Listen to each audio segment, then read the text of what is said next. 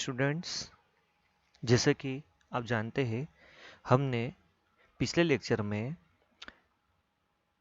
Digital signature पढ़ा है। इसके बाद हम डिजिटल सर्टिफिकेट पढ़ेंगे।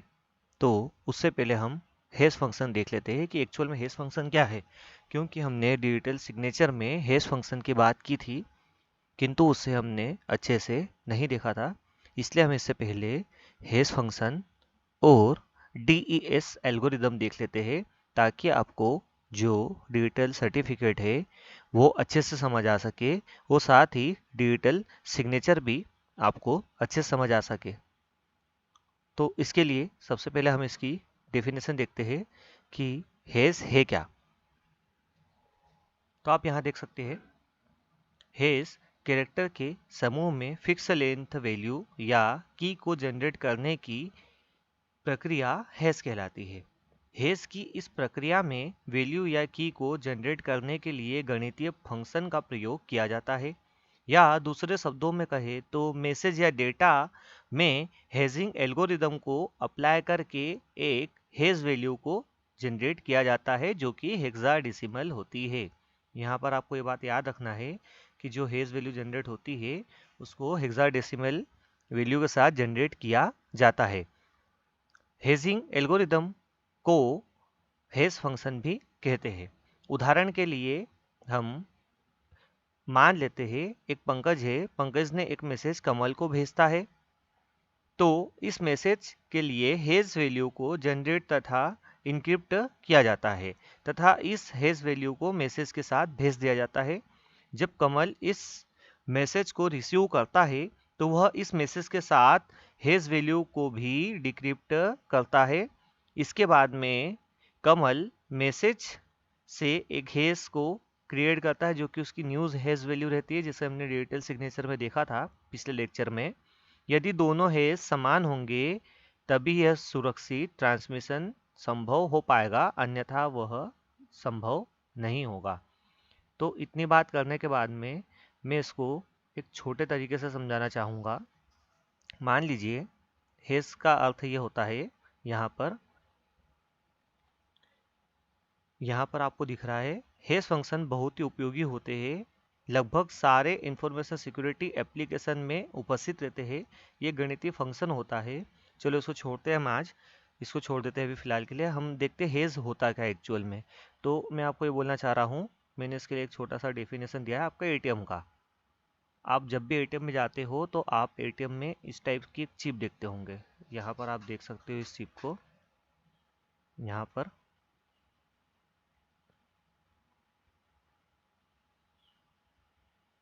ठीक है। ये जो आप चिप देख पा रहे हो, इस चिप को आप देख सकते हो। इस चीज चिप के अंदर आपका सारा डेटा सेव होता है।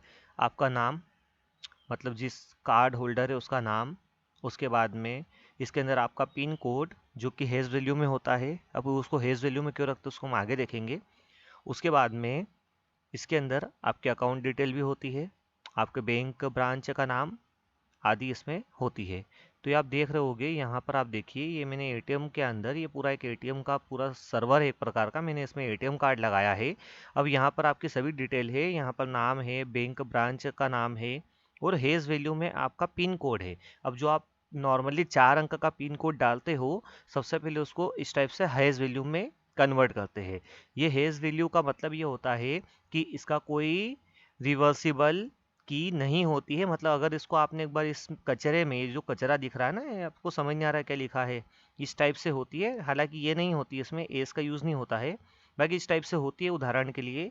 तो ये जो कचरे में अगर आपने इसको एक बार कन्वर्ट कर दिया तो इसको वापस से जो आपने बनाई है की, मान लीजिए मैंने बनाई है मेरी की 1 2 3 4, ये मैंने बेसिक की बनाई, इसकी मैंने हेज वैल्यू बनाई, तो हेज वैल्यू ये बनी है। अब इसको रिटर्न वापस इस जो हमारा पिन है इसमें नहीं ला सकते। ये दुनिया में ऐसा कोई फंक्शन नहीं है जो एक बार अगर हेस एल्गोरिदम के द्वारा हेज वैल्यू जनरेट कर दे तो वापस उसको रिवर्स कर पाए। नॉन रिवर्सिबल है ये रिवर्सिबल नहीं है, यह है नॉन रिवर्सिबल है। इसका कोई इन्वर्स नहीं होता। इस फंक्शन जो एक, हर फंक्शन का एक इन्वर्स होता है, इसका कोई इन्वर्स नहीं होता है। इस बात को आपको ध्यान में रखना है। केवल एक बात, क्या जो हमारा हैश फंक्शन है, अगर उससे हमने कोई की जनरेट की है और उस की को हमने एक बार जनरेट करने के बाद में अगर हम रिटर्न वापस से उसको इन्वर्स करना चाहे, उससे पता करना चाहे, तो उसको पता नहीं कर सकते। अभी तक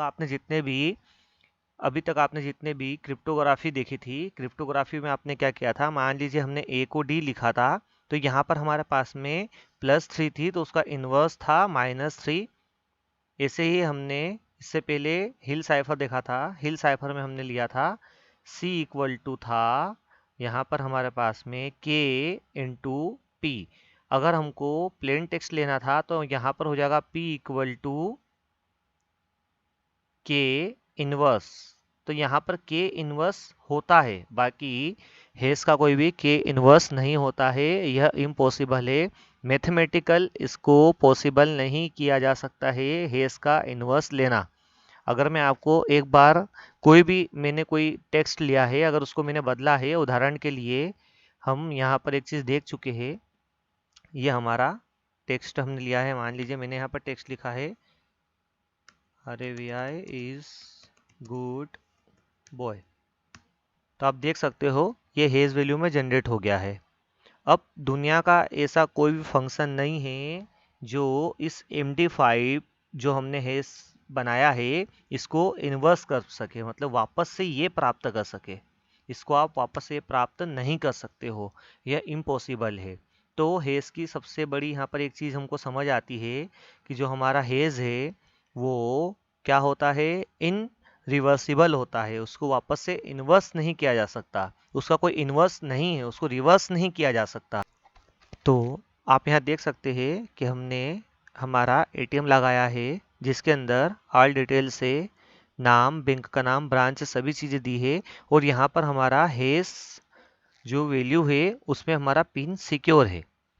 अब मान लीजिए आपका एटीएम चोरी भी हो जाता है तो उसके अंदर जो पिन है वो हेस वैल्यू में है, उसमें हमने कोई इस टाइप से इंटीजर वैल्यू नहीं रखी है, हमने उसको हेज वैल्यू में कन्वर्ट किया है। तो इसका कोई भी इन्वर्स नहीं है, इसका कोई इन्वर्स नहीं है, इस कारण से ये हेज वैल्यू है। अब यहाँ पर हेज का ये हम यूज कर सकते हैं, इसको कंपेयर कर सकते हैं। हमारे पास में एक ओल्ड वैल्यू रहेगी, एक न्यू वैल्यू जनरेट होगी, उन दोनों को हम कंपेयर करेंगे। अगर वो कंपेरिजन सही होता है तो जो आपने नया हेज दिया है वो सही है। तो आपका एटीएम भी यही करता है, आपके एटीएम के अंदर जो चिप होती है उसमें सारी डिटेल सेव होती है, उसमें हमारे पास में हेज की भी जनरेट होती है, वो होती है हेज की, होती है हेज वैल्यू होती है। अब ये हेज वैल्यू इस की से जनरेट की गई है, और अब ये एक बार जनरेट करने के बाद में इसको कोई पढ़ेगा तो इसको समझ नहीं पाएगा कि एक्चुअल में ये लिखा क्या है। ठीक है, अब मान लीजिए आप यहाँ पर 1 2 3 और 5 दे देते हैं। यहाँ पर हमने दिया है 1 2 3 5। ये आप नया नया पिन, अब जब आप जाओगे पैसे निकालने के लिए आप इंटर करोगे पिन, वहाँ आपने 1 2 3 5 दे दिया। अब ये जब 5 दिया तो ये क्या होगा, हेज फंक्शन और हेज एल्गोरिदम से ये पास होगा और एक हमारी हेज वैल्यू जनरेट होगी। अब इस हेज वैल्यू को, जो हमारी न्यू हेज वैल्यू है, इस ओल्ड हेज वैल्यू से हम कंपेयर करेंगे। जब कंपैरिजन में दोनों को कंपेयर किया जाएगा यहाँ पर, तब क्या होगा, यदि मैच हो गया तो आप पैसे निकाल सकते हैं। अगर ये मैच नहीं होता है तो आपका लॉगिन हो जाएगा डिनाइड, आप पैसे नहीं निकाल पाएंगे। और अगर 3 एटीएम से ज़्यादा आपने किया तो आपका एटीएम लॉक हो जाएगा। तो हेस का सबसे मेन उद्देश्य यह है कंपैरिजन। हम यहाँ पर ये नहीं देखते हैं कि इसको सिक्योरिटी मिल रही है, हम यहाँ देखते हैं कि इन दो को आपस में कंपेयर कर सकते हैं। दो वैल्यू को हम यहाँ पे कंपेयर करके ये कंफर्म कर सकते हैं, पूछ सकते हैं कि क्या जो मैंने पासवर्ड डाला है क्या वो इससे मैच खाता है। अब आपने 1 2 3 4 करके जो पिन आपका जनरेट किया था शुरू में, जब आप पहली बार एटीएम लेते हो, आपने मान लीजिए 1 2 3 4 आपने पिन जनरेट कर दिया, हालांकि होना नहीं चाहिए 1 2 3 4, बाकी मान लीजिए आपने 1 2 3 4 अपना पिन जनरेट कर दिया है। अब वो हेज वैल्यू में कन्वर्ट होकर के यहाँ रह गया, अब इसका कोई रिवर्सिबल है ही नहीं।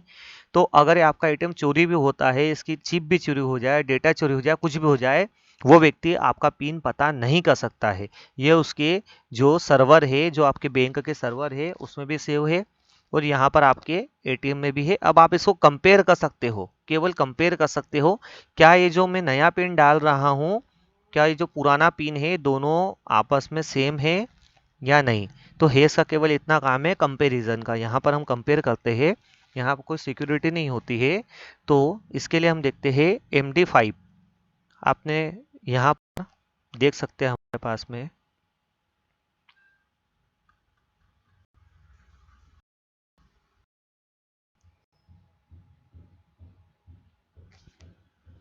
MD5 क्या है। ये आपने नाम सुना होगा, अभी यहाँ पर भी देखा होगा इससे पहले जब हमने कंपैरिजन किया था पिछले लेक्चर में डिजिटल सिग्नेचर में, तब आपने MD5 का नाम सुना होगा। यहाँ भी आप देख पा रहे हो MD5 लिखा है, तो MD5 है क्या।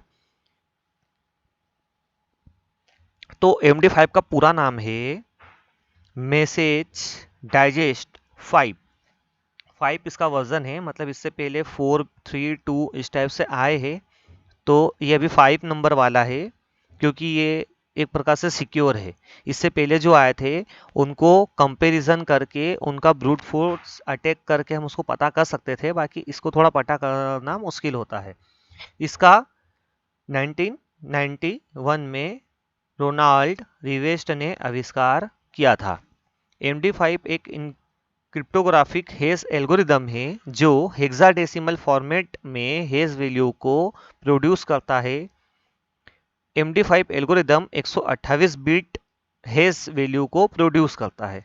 जो हमारा MD5 है वो 128 बिट की हेज वैल्यू को यहाँ पर प्रोड्यूस करता है। MD2 और MD4 भी मैसेज डाइजेस्ट एल्गोरिदम है, लेकिन यह पुरानी एल्गोरिदम है, जबकि MD5 तीसरा एवं नया एल्गोरिदम है। MD2 तथा MD4 का स्ट्रक्चर MD5 के समान ही होता है, परंतु जो हमारा MD2 था वो केवल 8 बिट मशीन में उपयोग किया जाता था, और जो हमारा MD4 है वो 32 बिट मशीन में प्रयोग किया जाता है। इसके अलावा MD5 MD4 की तरह फास्ट नहीं है, परंतु MD4 से ज़्यादा सिक्योर है। मतलब ये है, यहाँ पर इसकी जो स्पीड होगी वो थोड़ी स्लो होगी।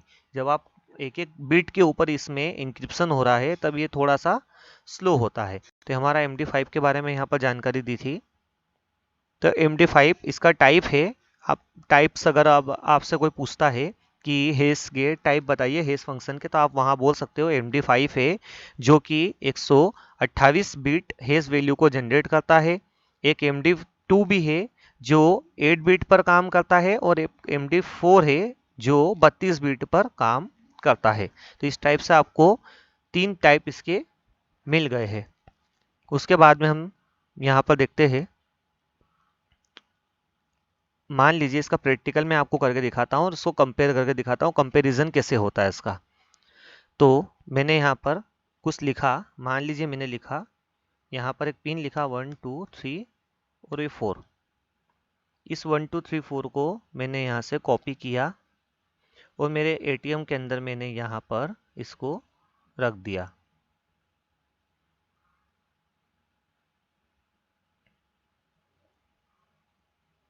यहाँ पर मैंने इसको ATM के वहाँ रख दिया।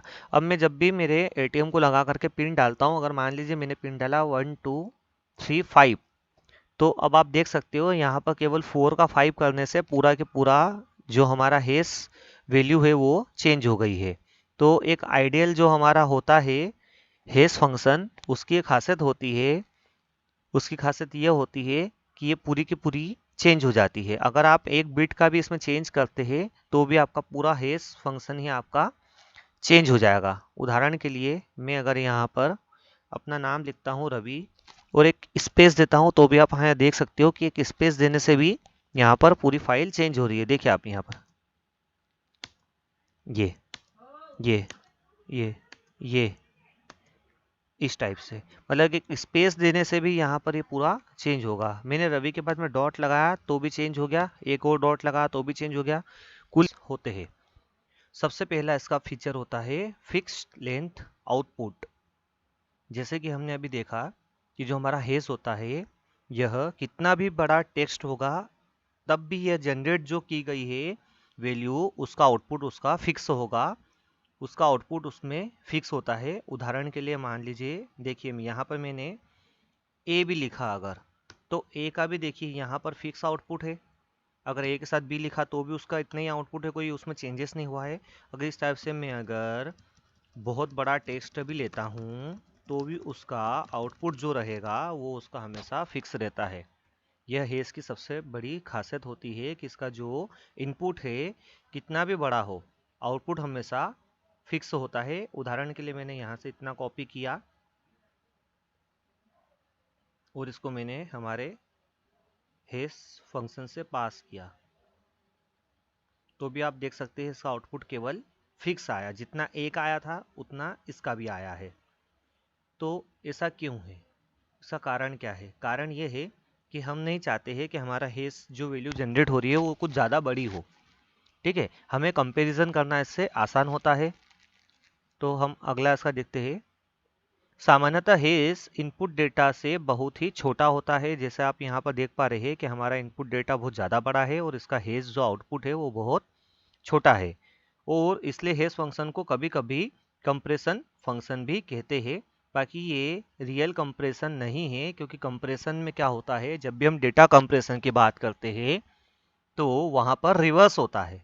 मतलब अगर आपने 5 MB के डेटा को कंप्रेस करके 2 MB का बनाया है, तो उस 2 MB के डेटा को आप वापस 5 MB बना सकते हो, वरना ये पॉसिबल नहीं है। कंपैरिजन जो होता है, हमारा कंप्रेशन हमेशा रिवर्सिबल होता है, बाकी ये रिवर्सिबल नहीं होता है। अगला देखते हैं। चूंकि हेस किसी बड़े डेटा का एक छोटा रिप्रेजेंटेशन होता है, इसलिए इसे डाइजेस्ट का भी नाम दिया है। डाइजेस्ट जो हमने सुना था अभी, मैसेज डाइजेस्ट 5 MD5। तो डाइजेस्ट का मतलब ये होता है कि आपने यहाँ पर इतना बड़ा डेटा दिया है, आप यहाँ देख सकते हो आपने इतना बड़ा डेटा दिया है, और उसके बावजूद भी इसको डाइजेस्ट करके हमने कितना कर दिया है, केवल इतना। अब आप यहाँ पर ए भी दोगे तो भी उसका इतना ही रहेगा, लेंथ इसकी नहीं बढ़ेगी, ये फिक्स लेंथ है। उसके बाद में एक हेस फंक्शन को n बीट आउटपुट के साथ n बीट हेस फंक्शन कहा जाता है। अधिकतर जो हमारे हेस फंक्शन होते हैं वो हो 160 से 512 बीट के बीच के मान जनरेट करते हैं। जो हमारा अभी हमने MD5 देखा था वो भी एक प्रकार से कितना है, 128 बीट ही जनरेट कर रहा है।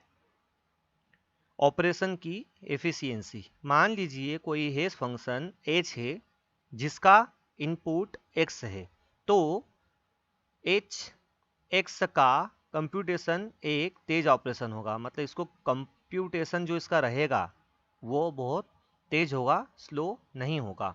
कंप्यूटेशनल तौर पर देखा जाए तो हेस फंक्शन किसी सिमेट्रिक इंक्रिप्शन से बहुत ज़्यादा तेज होते हैं, जो अभी आपको मैं आगे बढ़ाऊंगा। जब हमने हमारा सिमेट्रिक की इंक्रिप्शन देखा था और एक एसिमेट्रिक की इंक्रिप्शन देखा था, दोनों में जो हमारा एसिमेट्रिक है वो थोड़ा स्लो है। सिमेट्रिक की इंक्रिप्शन फास्ट है, क्योंकि इसमें की दोनों तरफ एक ही यूज़ हो रही है। यहाँ पर दो की अलग अलग होती है, पब्लिक की, प्राइवेट की। तो ये थोड़ा स्लो होता है। बाकी देखिए, अगर देखा जाए तो ये केवल जो जितने भी ट्रांजेक्शन होते हैं उनमें केवल 9%, लगभग 9% ही यूज़ में लाया जाता है। एसिमेट्रिक की का यूज़ केवल इतना होता है कि यह क्या करेगा, सामने वाले के पास में जाके एक सिमेट्रिक की जनरेट कर देगा। उसके बाद जो भी ट्रांजेक्शन होगा वो हमेशा किससे होगा, सिमेट्रिक की के ट्रांजेक्शन से होगा, वो हम आगे देखेंगे। उसके बाद देखते हैं हम हेस फंक्शन की प्रॉपर्टीज। तो सबसे पहली प्रॉपर्टीज की है pre image resistance. Pre image resistance का मतलब होता है, इस प्रॉपर्टी का अर्थ हुआ कि जो कंप्यूटेशनल रूप से किसी हेस फंक्शन को रिवर्स करना बहुत ही कठिन होता है। मैंने भी आपको बताया था यह इनरिवर्सिबल होता है, इसको वापस से लाना इम्पॉसिबल है। अगर मैंने किसी एक वर्ड को, मैंने मान लीजिए ए को ही, मैंने अगर इसको हेस फंक्शन की एक हेस वैल्यू जनरेट कर दी है, तो वापस से ये पता करना इम्पॉसिबल है किसी भी मैथमेटिकल फंक्शन के द्वारा कि इसका मान क्या है। तो अभी आप देखते हो, मान लीजिए आपने फेसबुक को ओपन करी है। फेसबुक पे आप जब पासवर्ड बनाते हो तो वहाँ क्या होता है,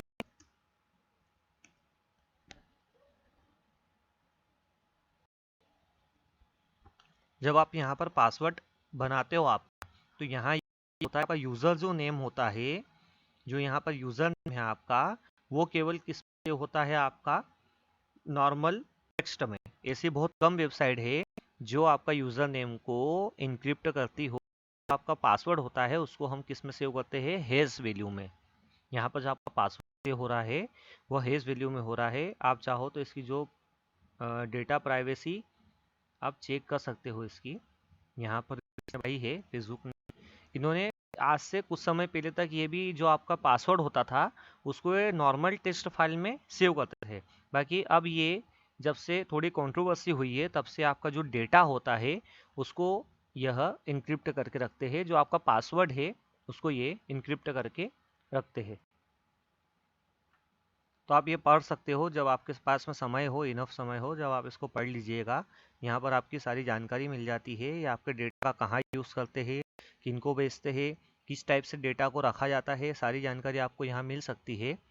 तो हम यहाँ देख रहे थे कि यहाँ पर प्रीमिंग इसकी संभव नहीं है। मतलब इतना बड़ा जो डेटा है वो उसको इतना सा कर दिया है, डाइजेस्ट कर दिया है। अब ये इम्पॉसिबल है इतना पूरा डेटा लाना। तो फिर ये तो कचरा हो गया हमारे लिए, किस काम का है? तो ये काम केवल कंपैरिजन का है। आप यहाँ पर देख सकते हो, यहाँ दो फाइलों को मैंने यहाँ पर दो हेज वैल्यू को जनरेट करके कंपेयर किया है। अगर ये कंपैरिजन सही होता है तो आप यहाँ पर लॉगिन कर सकते हो, वरना आप लॉगिन नहीं कर सकते हो। अगर आप यहाँ पासवर्ड डालते हो, जब भी आप यहाँ पासवर्ड डालोगे तो यहाँ से ये आपका जो पासवर्ड होगा उसको एक हेज वैल्यू में कन्वर्ट करेगा, और उस हेज वैल्यू के पासवर्ड को इनके जो डेटाबेस में होगा वहाँ के डेटाबेस से ये कंपेयर करेगा पुराने इसके पासवर्ड से, जो आपने पासवर्ड पहले बनाया है। अगर दोनों पासवर्ड मैच करते हैं, पासवर्ड नहीं मैच करते, पासवर्ड की जो हेज वैल्यू अगर वो मैच करती है तो ही आप लॉगिन होंगे। तो इसका बेनिफिट क्या है? इसका बेनिफिट ये है कि ये जो सर्वर है इसको चलाने के लिए, जो आपका पूरा फेसबुक है, इसके सर्वर को चलाने के लिए हज़ारों लाखों लोगों की ज़रूरत होती है, और उनके पास में इस सर्वर का एक्सेस होता है। कम से कम 1000-10,000 के पास में इसका एक्सेस तो होगा ही होगा। तो वो आपका पासवर्ड देख लेंगे और आपका यूज़र नेम तो उनके पास है ही। तो उससे क्या होगा, वो आपका अकाउंट खोल के देख सकते हैं। तो ये तो फिर सिक्योरिटी ब्रीच हो गया ना, यहाँ पर सिक्योरिटी हमारी ब्रीच हो गई। यहाँ पर अब हम कैसे सिक्योर हो कि हाँ जो हमने हमारा जो पासवर्ड है वो सिक्योर है? तो उसके लिए हमने क्या किया है, हमने पासवर्ड जो है आपका जो यूज़र नेम होता है उसको तो ये नॉर्मल टेक्स्ट फॉर्मेट में रखते हैं और उसको टेक्स्ट फॉर्मेट में कंपेयर करते हैं। ताकि जो आप पासवर्ड यहाँ डालते हो, आप देख सकते हो, मैं यहाँ पर मैंने अगर मान लीजिए कुछ भी पासवर्ड डाला तो ये पासवर्ड ऑटोमेटिक अभी आप देखोगे यहाँ पर बहुत लंबी एक स्ट्रिंग जनरेट हो जाएगी, और वो स्ट्रिंग जनरेट होने के कारण ही होता है पासवर्ड कि जो आपने डाला है वो एक्चुअल में वही है या नहीं है। तो इसका मेन बेनिफिट यही होता है। यहाँ पर एक स्ट्रिंग बनती है जो बिहाइंड हमारे पेज पर काम कर रही है। तो इसका बेनिफिट यही है कि इसकी प्री इमेजिन मुश्किल है, वापस से इसको ये पता करना मुश्किल है कि ये ए का ही यहाँ पर क्या था, एज बना था। इस हेज वैल्यू से ए को वापस लाना इम्पॉसिबल है। अगर आप चाहोगे तो ये पॉसिबल नहीं। ये ए जो है वो हेज तो यहाँ पर हेज वैल्यू में जनरेट हो जाएगा, बाकी इसको वापस से लाना मुश्किल होता है।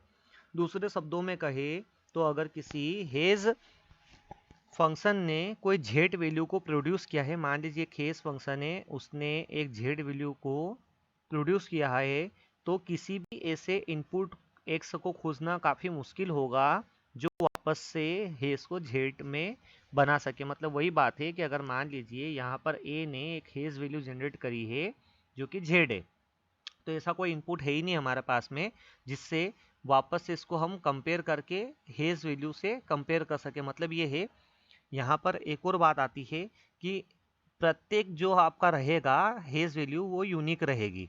यहाँ पर अगर आप देखोगे, अगर मैंने ए और बी लिया है तो अब ये ए बी से जो जनरेट हुई है कोई सी भी एक हेज वैल्यू, वो अन्य कोई भी हेज वैल्यू से कंपेयर करोगे तो आप तो हमेशा वो अलग ही रहेगी, यूनिक रहेगी। एक प्रकार से फिंगरप्रिंट की तरह रहेगी, यूनिक रहेगी।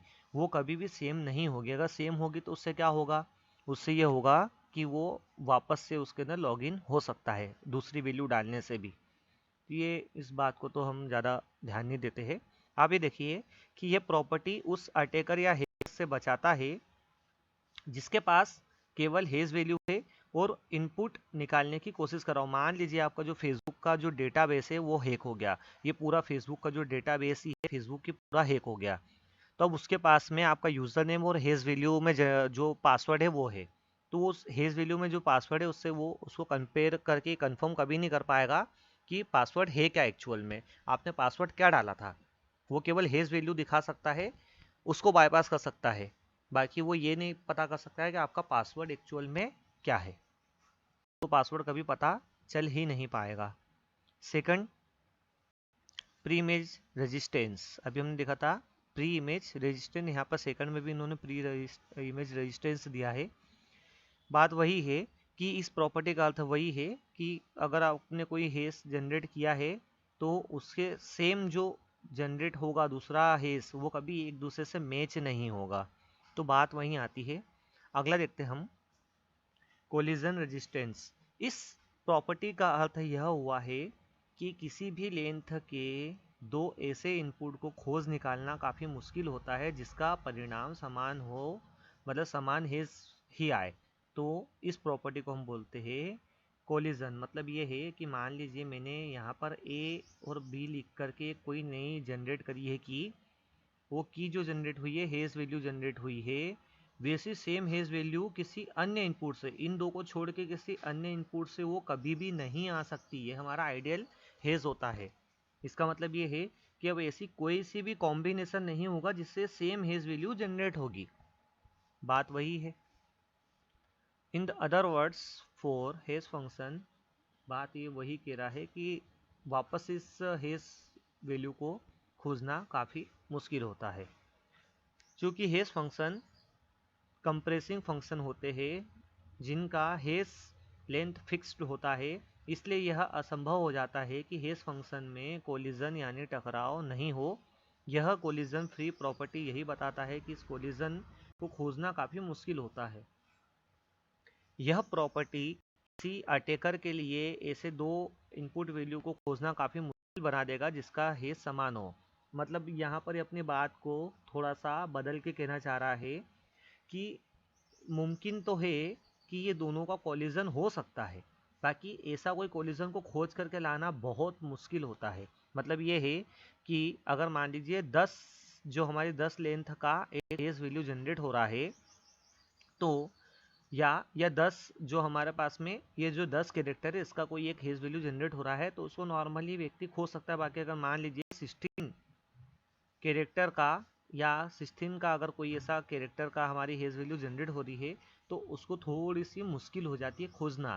क्योंकि अगर वो एक एक अगर ब्रूट फोर्स अटैक लगाता भी है, एक एक अगर वो यहाँ पर लगाते जाएगा की लगा करके कि एक ही हमने बना के देख लिया। आपको एक उदाहरण देता हूँ। मान लीजिए कि हमारे पास में यहाँ पर, अब मैंने मान लीजिए ए लिया, ये ए का हमारे पास में आउटपुट आया, इसको मैंने अपने डेटाबेस में सेव कर लिया ए इक्वल टू या आउटपुट। फिर मैंने यहाँ पर बी लिया, ऐसे करके मैंने जेड तक गया, फिर मैं यहाँ से ए आऊँगा, फिर डबल ए आएगा, फिर इसके बाद में ए बी आएगा, फिर ए सी आएगा, फिर ए डी आएगा। इस टाइप से ये जो आउटपुट आ रहा है उसको मैं सेव करते जाऊँगा, A equal to A, B equal to A, फिर ए जेड तक खत्म हो जाएंगे 26 कैरेक्टर, फिर A B, A C, A D, A Z, फिर यहाँ पर चालू होगा A B C, A A B ए, इस टाइप से पूरा चलते रहेगा। तो ये पूरा मैं सेव अगर करूँगा तो 10 कैरेक्टर में जाने पे मेरे पास में लाखों करोड़ों इस टाइप के मेरे पास कॉम्बिनेशन आ जाएंगे।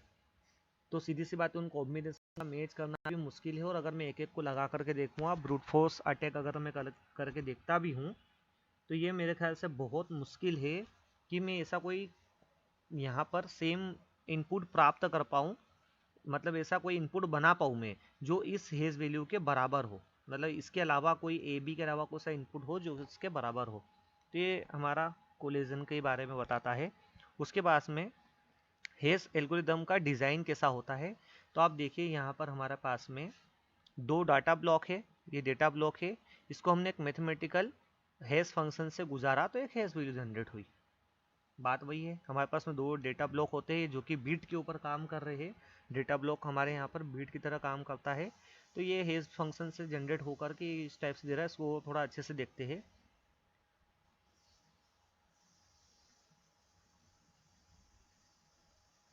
देखिए यहाँ पर हमारे पास में सीड वैल्यू है इसकी एक, और एक हमारे पास में मैसेज ब्लॉक है। वो दोनों को आपस में जोड़ा तो उससे बना हमारा हेज फंक्शन। अब हमारे पास में एक मैसेज है, ब्लॉक के अंदर है एन, कितने भी हो सकते हैं, उसको हमने हेज फंक्शन से गुजारा तो हमारे पास में एक हेज वैल्यू जनरेट हुई। मतलब ये एक हेस फंक्शन की एल्गोरिदम है। ये दोनों मिला के, ये तीनों को मिला करके आप बोल सकते हो कि पूरा हेस फंक्शन है। और ये हेस फंक्शन बनने के बाद में फिर हमने इसमें मैसेज दिया और उससे हेस वैल्यू जनरेट हुई है। अब हेस फंक्शन के एप्लीकेशन देखते हैं। तो सबसे पहला पासवर्ड स्टोरेज सबसे बेस्ट तरीका है, बहुत सुरक्षित है। इसमें होता क्या है, पासवर्ड को साफ साफ करने की जगह अधिकतर सारे लॉग ऑन प्रक्रियाएं फाइल में पासवर्ड को हेस के मान में ही स्टोर करती है। जैसे मैंने आपको बताया, आपका जो यूज़र नेम है वो आपकी जो डेटा टेबल है, जो हमारे पास में एसक्यूएल की अगर टेबल होगी तो उसमें क्या होगा, आपका यूज़र नेम और पासवर्ड होगा। तो वो क्या करेंगे, यहाँ पर जो यूज़र नेम है वो तो आपका टेक्स्ट में रहेगा, जो पासवर्ड है वो हेक्साडेसिमल में रहेगा, और हेक्साडेसिमल के साथ में यहाँ पर पूरी हेज वैल्यू रहेगी। इसका मतलब ये कि जो पासवर्ड होगा केवल उसको जनरेट करते वक्त हम क्या करेंगे, हेज वैल्यू से एक बार पास करके सेव कर देंगे। तो पास में इसके अलावा यहाँ पर एक और है data integrity check. Data integrity check hash function का सबसे ज़्यादातर प्रयोग में लाया जाने वाला एप्लीकेशन है। इसका प्रयोग डाटा फाइल्स के चेकसम को जनरेट करने के लिए किया जाता है। यह एप्लीकेशन यूज़र डेटा के सही होने की बात को बतलाता है। साथ ही इसके अलावा डिजिटल सिग्नेचर एवं डिजिटल सर्टिफिकेट में भी इसका प्रयोग किया जाता है, जिससे ऑथेंटिकेशन हमें प्राप्त होता है। इसके अलावा यहाँ पर कुछ प्रसिद्ध हेज फंक्शन दिए हैं, जैसे मैसेज डाइजेस्ट एमडी, जैसे मैसेज डाइजेस्ट एमडी। इसके अलावा RIP MD, secure hash function, और यहाँ पर इसके भी अलग टाइप से, जैसे MD2, MD4 एवं MD4 एवं MD5। यहाँ पर मेन इसके यही यूज़ किया जाता है, क्योंकि इसको क्रैक करना बहुत ही मुश्किल है। इसको रिवर्स करना और भी ज़्यादा मुश्किल है।